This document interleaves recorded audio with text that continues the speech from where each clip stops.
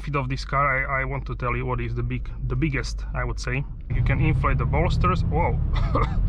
oh really crazy. If you go to maximum, I cannot comfortably breathe. Here is we can say the biggest rival of this car, which is the GT63S e-Performance, the four-door coupe.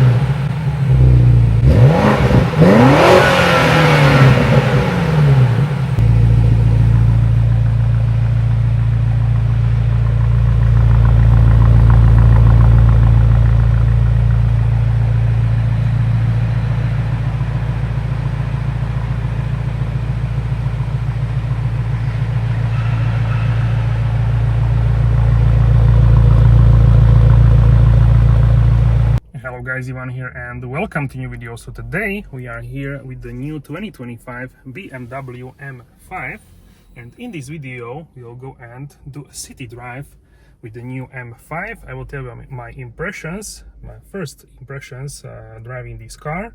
Alright guys, so welcome on board of the brand new M5, and this for sure will be interesting to check. Alright, so we have everything in comfort. We are in electric mode. Okay, we are in drive, and I want to see 360 cameras just to be sure. Okay, so this is a brand new model 2025. I'm really happy that we can try this out. Special thanks to BMW Slovakia for having us here today.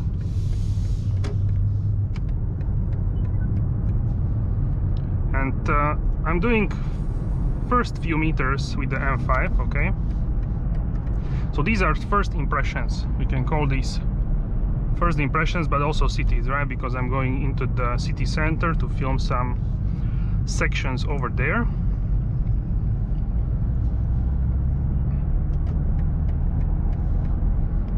And we are in electric mode, but I get this like humming noise, like sort of combustion engine, which is I was a little bit confused by that, but for sure this is interesting. So straightforward, I think this is much more interesting for me than i5 M60, which was good, yes, but you can feel that this is a performance car. Even if you are going like 50 km/h, which is 30 miles per hour,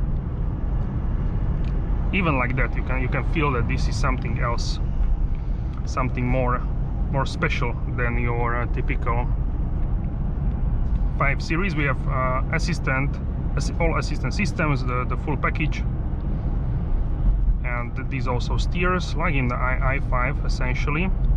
It can also change lane, and we have full screen Apple CarPlay now on iOS 18. Really nice. So here we have 5 minutes slower, so we can go through the city center. Let's do that. I think this will be good to test the city driving. The suspension here in our city is sorry, the road, not the suspension. The road is some places is good, some places is not very good, so this can also be like test for the suspension and wheels. So we have 20 in the front, 21 in the back. Dimensions 285 front, 295 rear. You cannot change the sizes. This is it is like that. You can choose from 3 different designs of the wheel, and that's basically it. Now let's see how the car will brake with the car in front. Okay, we don't have any car, so I have to brake myself, but that's okay. So this is a level, I believe, 2.5, because you still need to hold the steering wheel, but it can change lanes and this sort of stuff. We also have auto hold, which I want to use. Okay, so first impressions pretty good. We can also now change to the hybrid mode. Now the car decides if it wants to use the combustion engine or not. So from what usually all other vehicles do, that they essentially deploy the engine when it needs that much more, where is the resistance, and you need much more essentially power. So it can save the electric for different tasks. Okay, and this is what happened actually now. So now the engine kicked in and we are doing engine driving.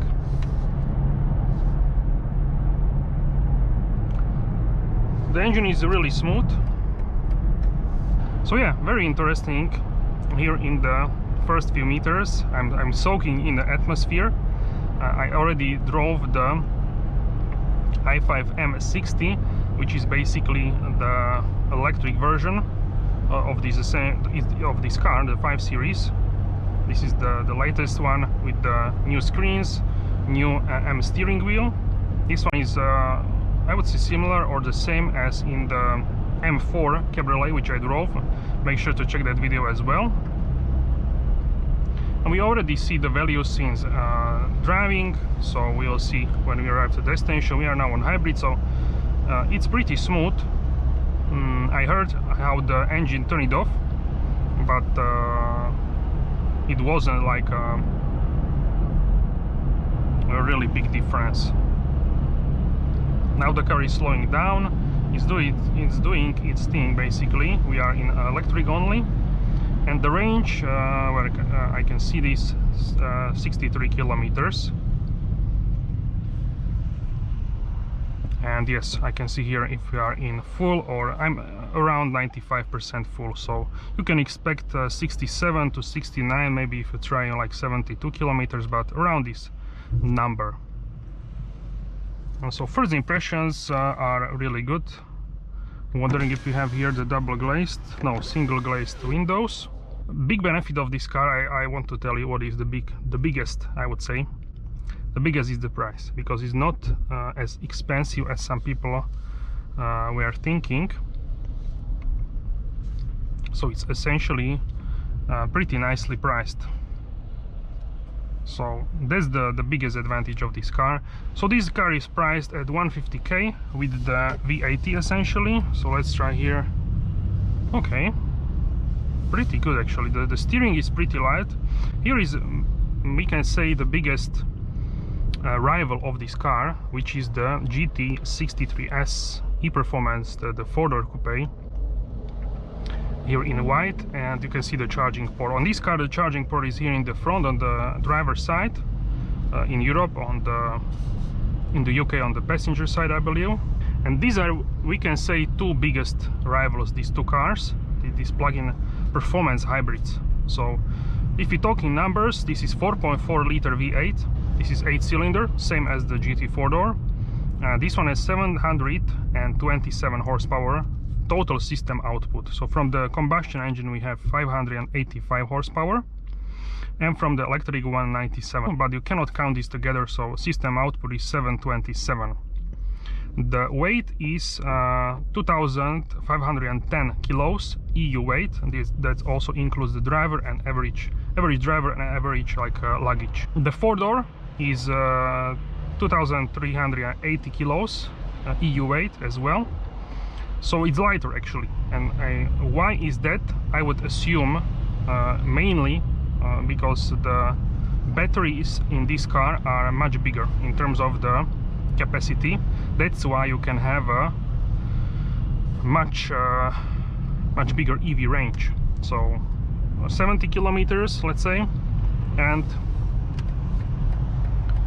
with the GT 4-door we are looking at 10, 11, maybe 12 kilometers. So okay, so that's like 7 times less.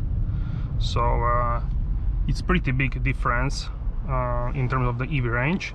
And also this good benefit of this car is that the batteries are essentially in this like U shape on the underneath the floor, so in the middle between the front and rear axle, so between the axles, and this is lowering the center of the gravity.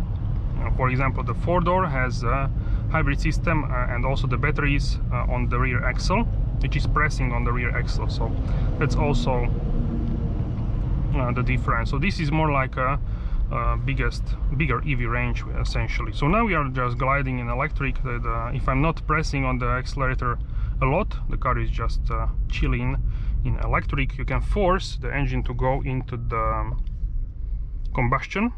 We have also e-control, so we have also in-control mode.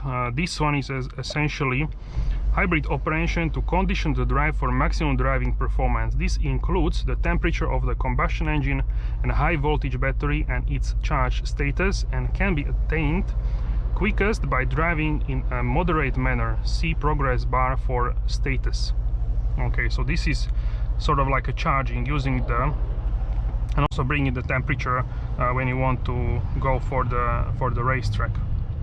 Then we have electric, hybrid, dynamic.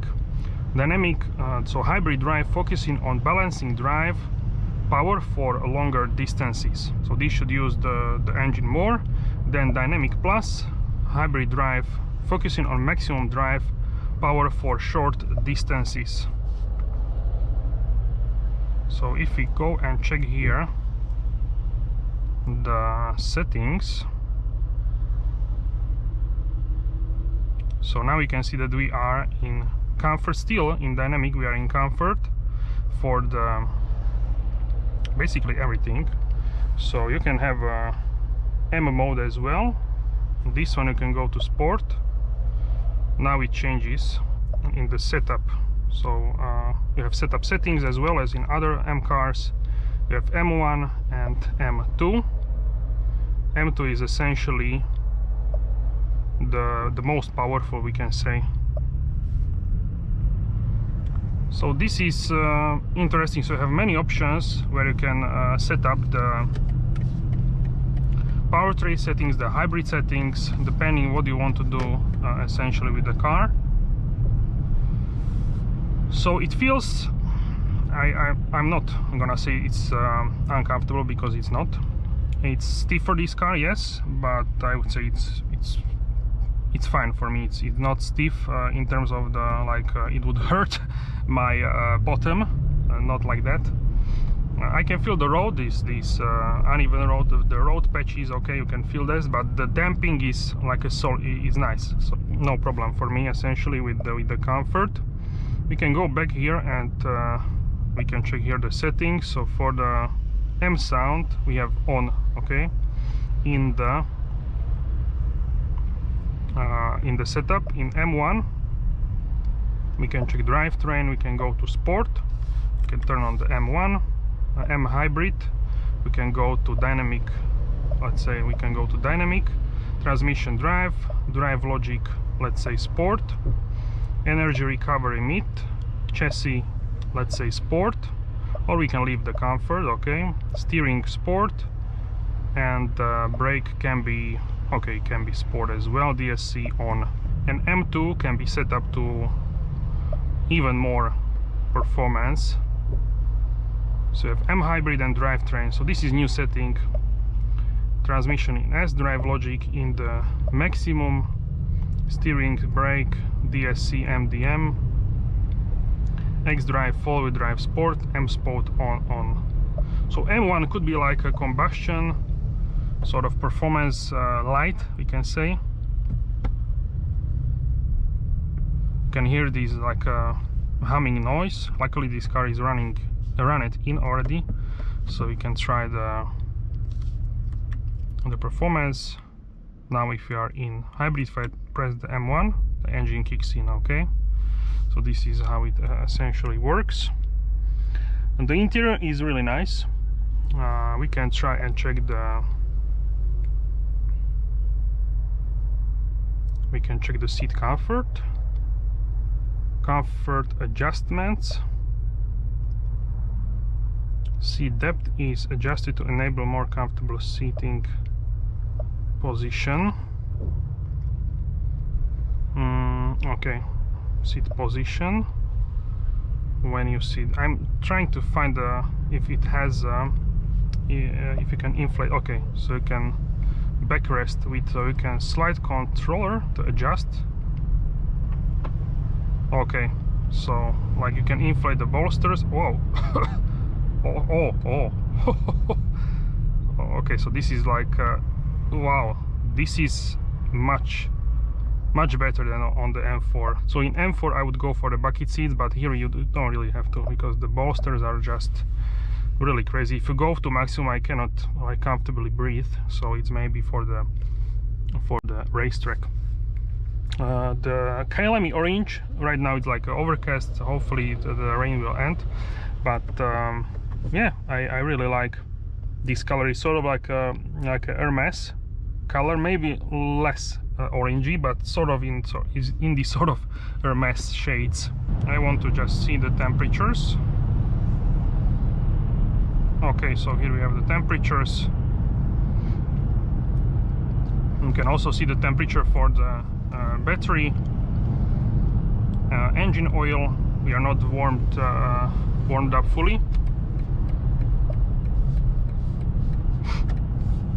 but I'm liking this car. It's pleasant to drive. It's like you feel that this is a muscle car, performance car, but it's not uncomfortable. So essentially, it's really good. So far, the sound, I would say it could be louder, but we are driving in low RPM, so we all see with higher RPMs how this sounds. But you have this humming noise of the V8. I would say if we compare this to the AMG 4.0-liter V8, that one is I would say more hefty from the lower RPMs. This one is like more like a luxury V8, more smooth from the we are talking about the city driving. So what do you feel in the city? We can go to M2 if it will change anything. Okay, so in M2, okay, so we have some sort of like thunder in the back. So we had sort of like a thunderstorm in the back right now in M2.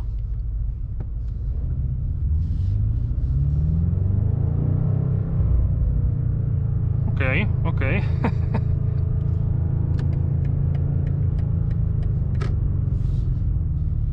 So it's doing interesting noises. We can go back to M1. This is more suitable, I would say, for the city.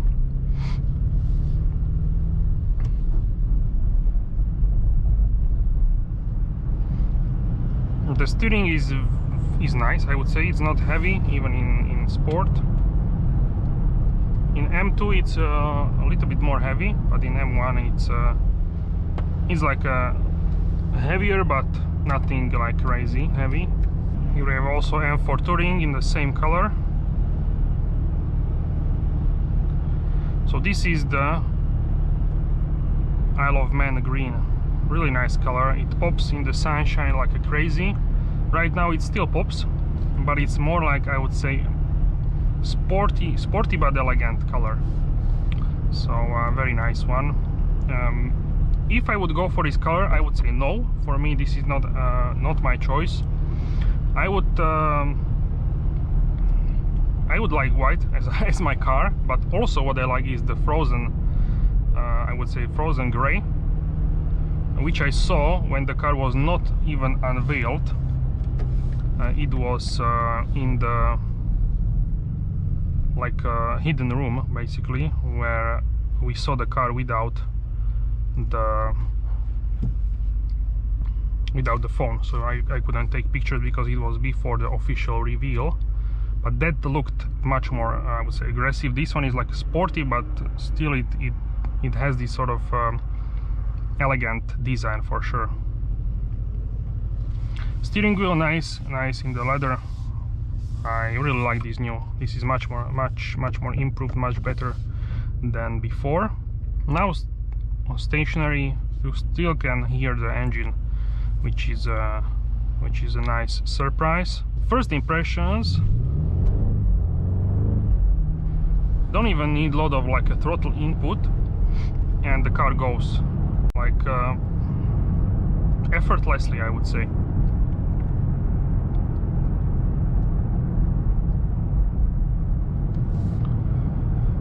So if I compare this to the four-door in performance, I would say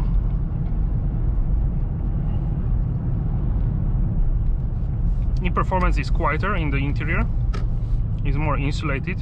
of course it's much more expensive than this car. So is it the rival? Really, I would say it's that's like a question. But yeah, it's quieter on the inside, but right now it's raining, so you have more noise from the rain, so it's difficult to judge, but I would say a little bit quieter. And the suspension, I would say this one is a little bit more comfortable, but there are not big differences, I would say. So overall, I would say that the four-door feels more raw, I would say, than this. Somehow I would say it feels, but really depends in which mode you are. So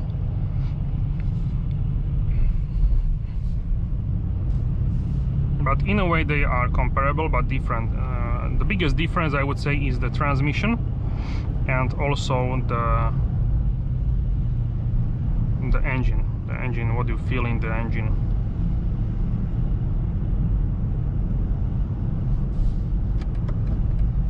So let's try parking, which is of course important, because this car will be daily driver. This is not the weekend fun car, this is a daily driver car. So I haven't been yet with I don't think I have been here with any BMW,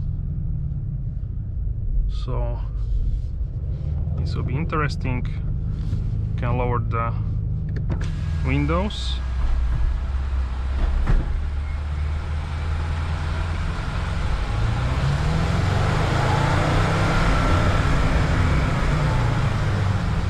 And of course, keep in mind the GT 4-door was homologated like a few years back, like 3 years back. The emission and sound norms were different 3 years ago. So if you are smart, you cannot like directly compare. As a consumer you can, of course, but if you think about it like that, you have to think like that in these days, because of these norms.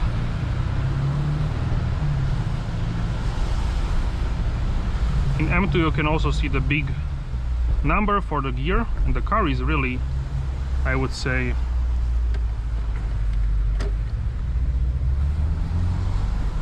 louder, but first impressions are really good. I'm really happy so far with this vehicle. Pretty nice surprise, essentially. Let's go and let's check here the 360 cameras. Okay, this car also can do like it can reverse at the same place where you actually finish, where you park. Here we have the gear lever. Okay, so we are in park, and yeah, the bolster is actually deflated. That's really nice. Start, reverse parking. So actually these ones these essentially remembered, I think. But we will check this. Okay. Alright guys, so that's it for the city drive in the new 2025 BMW M5. Let me know how you like this new M5, and also the cockpit design. Really big difference in terms of the comparison with the predecessor. So stay tuned for other videos, and thank you very much for your support. I will see you soon in the next video. Have a wonderful day.